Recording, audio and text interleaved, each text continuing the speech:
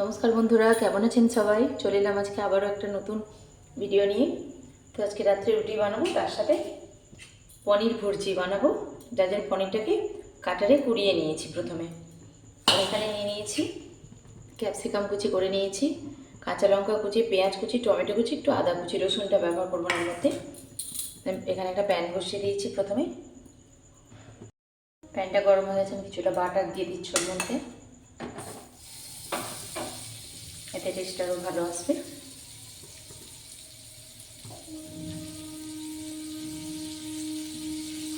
বাটারটা মেল্ট হচ্ছে, ওর মধ্যে এবার ধীরে ধীরে কুচি করে রাখা পেঁয়াজটা দিয়ে দেবো।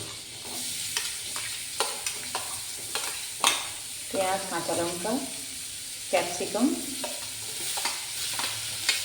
আদা, টমেটো সব পরপর দিয়ে দিচ্ছি আমি।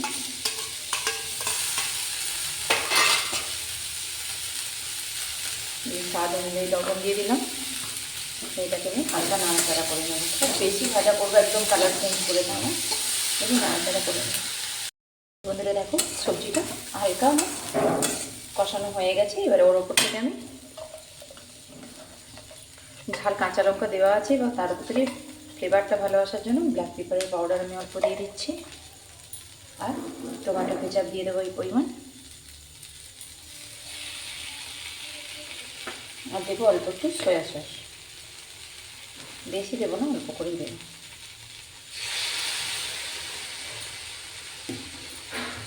রুটি চাপের বাটিতে দিয়ে অল্প একটু জল দেবো,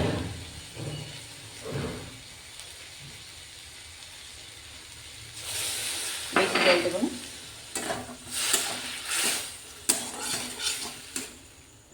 আর একটু দিতে লাগবে।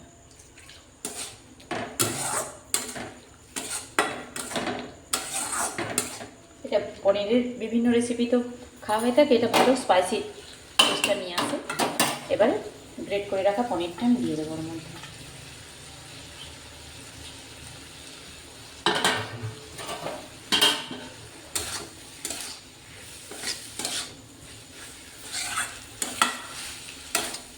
সামনেই পুজো, অবশ্যই পুজোতে নিরামিষ আমিষ দুটোতেই খাওয়া যাবে। নিরামিষ যারা উপবাস করবেন তারা পেঁয়াজটা স্কিপ করে দেবেন, আর যারা আমিষের সঙ্গে খাবেন তারা পেঁয়াজটা ব্যবহার করতে পারেন।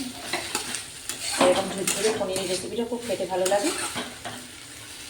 ওপর থেকে আমি ধনেপাতা দিয়ে রান্নাটা ফিনিশ করে দেবো।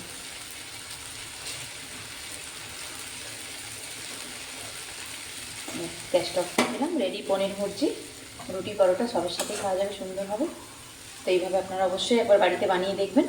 শুরু থেকে শেষ অবধি যদি রেসিপিটা দেখে থাকেন, ভিডিওটা যদি ভালো লাগে অবশ্যই লাইক, শেয়ার, কমেন্ট করে যাবেন।